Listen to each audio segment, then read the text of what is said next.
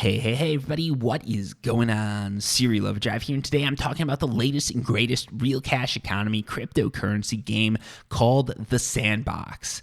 And this is a really cool game. There's a lot of stuff I really love about this project, and honestly, if they come through with what they are saying they can come through with, hearts and minds are going to be blown right here at home. Yeah, I'm going to be just amazed if they can really pull this off, because honestly, this looks pretty epic. Honestly, it gives me some really cool vibes just looking at the screen right here, and if they can come through with this, I think this is a game I'm gonna love. But real quick before we get into that, if there's anything here that constitutes investing advice, it's not. This is not investing advice. This is for entertainment purposes only. What I say might not be true, not because I'm trying to lie to you guys, but because I don't know what I'm talking about. So, yeah, just for entertainment purposes. Anyways, let's get into it. The Sandbox. What is it? The Sandbox is a real cash economy cryptocurrency game, and it runs off of the ERC20 token called Sand. So Sand is an ERC20 token. It works on the Ethereum blockchain. It works on the Ethereum network. And the way it works is basically it's a secondary token. You can buy and sell it. Right now, it's worth about 50 cents or 50 cents USD wise. I don't know what it is in Canadian or Australian or wherever else people call cents, but you know what I'm saying. Then again, it's cryptocurrency. So by the time this video is published, it could be worth $1 million a piece, or it could be worth nothing. Who knows? It's cryptocurrency. The markets fly up and down all the time. You can become a millionaire one night, next night you're a billionaire, and then right after that you're completely broke. So yeah, Sand is going to be the ERC20 token that everything is based off of. That's how you're going to trade, buy things, sell things, make things happen. Now, land, like any good cryptocurrency game, any good sort of open world, create your own type of game, there's got to be land. So let's talk about land. Let's go to the map. This is what exists currently. This game is not been released yet. So this is sort of like Earth 2.0 or something like that. All you've got here is land. You've got pixels that you can buy, and then you can put your own little, designs there. So you can see this person did a cool little face. And over here, you've got Atari, which is actually, it's interesting. Atari is actually getting into the cryptocurrency game. So that's super cool, in my opinion. Here you've got a game. This is going to be a legit game, it looks like. This is called the Beast Quest. A global leader in the creation of child's fiction and award-winning creator of child's TV and apps. So this is someone that's looking to actually create a game here. You can see Atari bought another one. This looks like a Pokemon. Yeah, this is Ash Ketchum holding a Bitcoin, so it's definitely Pokemon based. There's going to be some issues there with copyright if they're going to rip off Pokemon, but is what it is. Here you got Elon Musk holding up Sand. I think that's the Sand cryptocurrency symbol. Basically, you've got a bunch of people that are just drawing stuff on pixels right now. This is reminiscent of the million pixel homepage or $1 million homepage where they were selling a pixel for $1 to get $1 million, and a bunch of companies were buying that back in the 90s. In fact, I think Decentraland, Earth 2.0, and the Sandbox all sort of link back to that game in their first iteration, or that wasn't even a game, link back to that site in their first iterations. Hopefully they're all going to move past that though, because that's not where we want to stay. Anyways, here, this is interesting. Here you've got land that's for sale, okay? So this is currently on sale. The sale finishes in 22 hours. You can see this is called premium land, and you can see just how much they're selling it for. 4,683 sand. But it also comes with some assets. So it looks like you get, what is this? Some art. I don't know exactly what this is. It's a type of art that you can use. And in addition to that, you get a bat backpack. So that's sort of cool. It gives you some power. It gives you some speed. I'm not sure how all these items are going to actually interact within games. And then in addition to that, you've got the Bat Country convertible. So Bat themed land, it's selling for a premium 4,683 sand, which is over 2,000 USD. Right here, you can see you can download the game maker. So if you were to download this is how you would go about creating a actual game. So what's going to happen with this land, at least to my understanding, is you buy a plot of land. Players can come to that land, and on that land, you use this game maker right here to create a game on that land. So whether you want to create Roller Coaster Tycoon World, Atari World, whatever you're going to do, Space Invaders, or something like that, or Pokemon or anything like that, you've basically got the pixels you've bought, and on those pixels, you can create a game. In that game, that's where sand gets transacted, and that's where you're going to get your money from, right? So people pay sand for items, they pay sand for things. If you're familiar with Entropia Universe or Decentraland or anything like that, you know how it works. You pay money to get gear, even in Fortnite, any game, right? You pay some sort of currency, whether it's USD, crypto, or euros or whatever.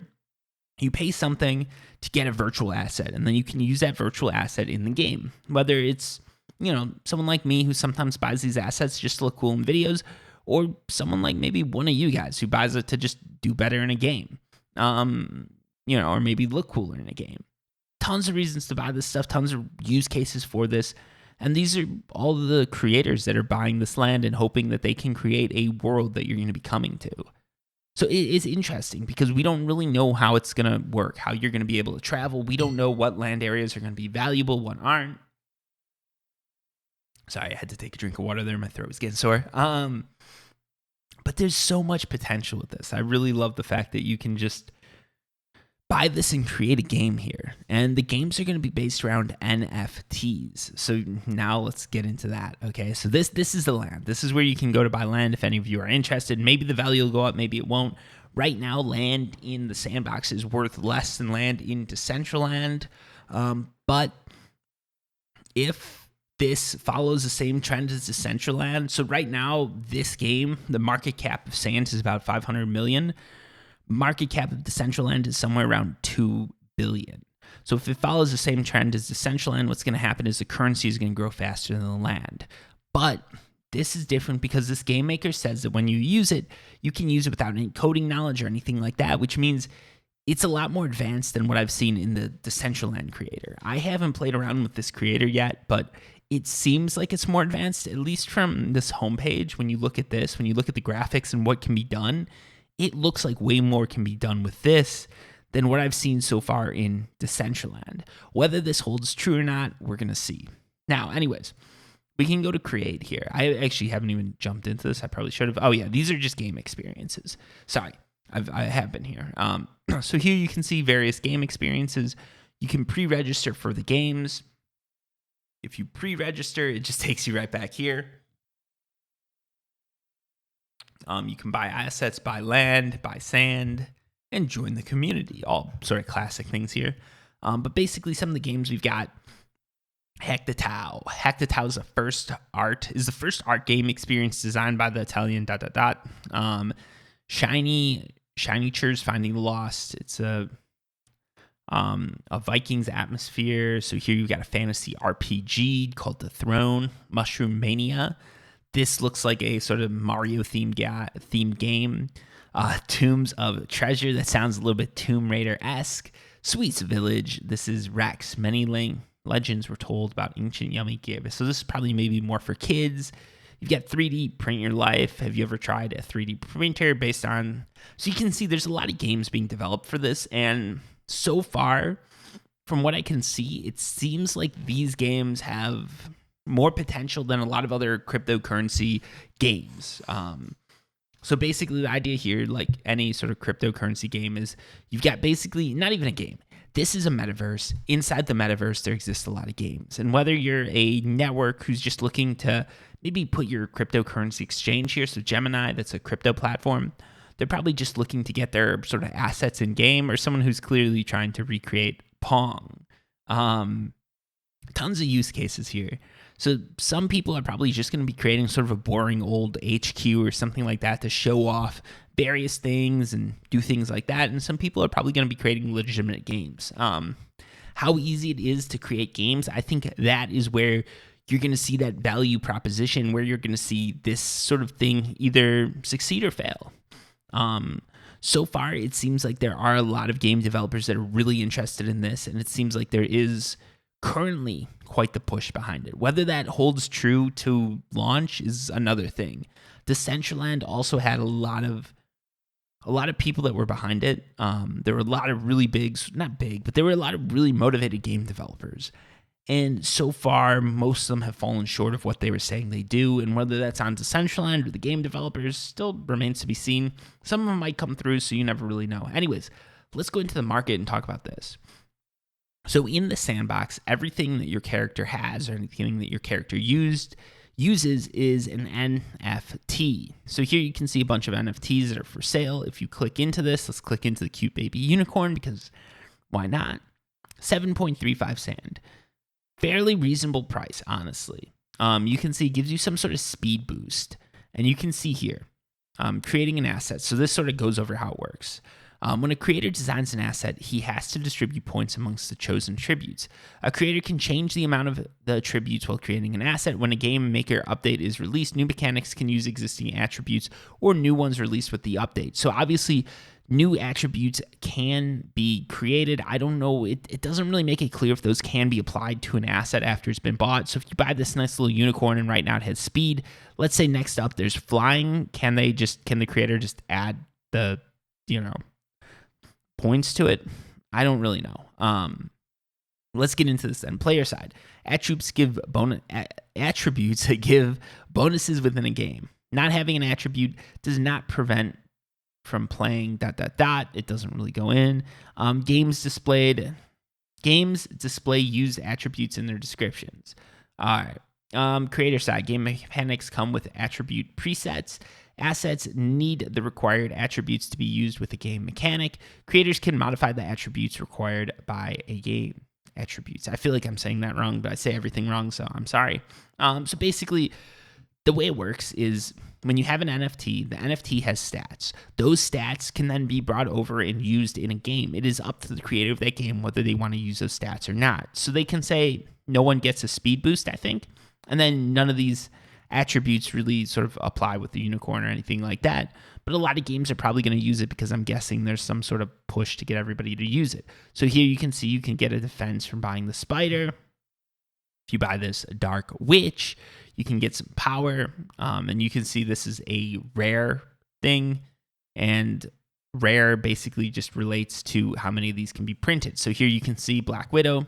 There's 1,442 out of 1,500, and I don't know if that's sold or what is this, available copies. Okay, so there's 1,442 copies available out of 1,500. So there's 1,500 total copies. When you go down here to some of these, you can see there's way less. So some of these have 300.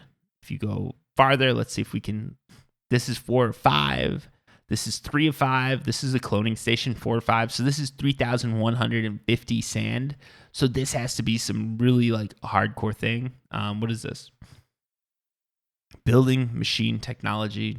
It's art. So it looks like this doesn't even give you stats. It's just art that you can display in game. But yeah, there's a lot of sort of interesting NFTs up for sale right now.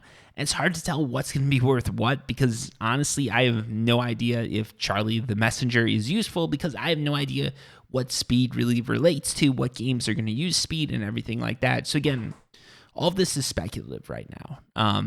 Personally, I don't think I'd be buying NFTs because, well, these things do look cool. I have no idea how they're going to be used. And again, you can go here.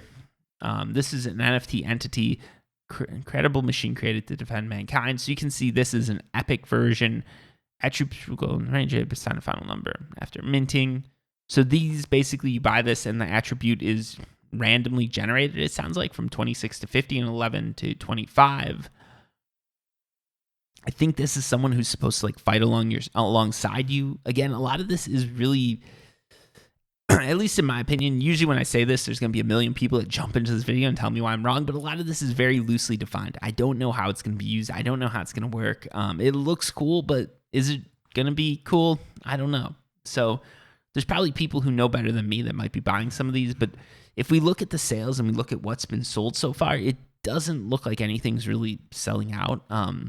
They just tell you how many are available. They don't tell you exactly what they're selling for, but here you can see most of these things, there are quite a few copies left. So it doesn't seem like NFTs are really selling yet, but land definitely is. So if we go down here, you can see various lands for sale. Right now, these are all premium lands. So premium lands are currently sort of the higher valued lands. Let's go down to the bottom here. And you can see these are all premium. So I was showing you those. Those are very high value, $2,000 that they're asking for some of them. I don't know. I've got to click here, I guess, to see it. And that's going to take us back to the map. So yeah, that's the Sandbox. It's a lot of stuff that's sort of coming together still. There is a game creator. If you were thinking about investing, that's probably the first place I'd start. Like I said, I'm probably going to buy sand because I think there is some value there. But if you're going to buy land or invest a significant amount of money, you'd probably want to look into this, right? Download the game maker, because based on how that runs, you can probably get an idea for how this whole thing is going to really work. To do that, you've got to sign up. So I think I can just log in using MetaMask here. So here we go. I might just log in using MetaMask real quick. There we go.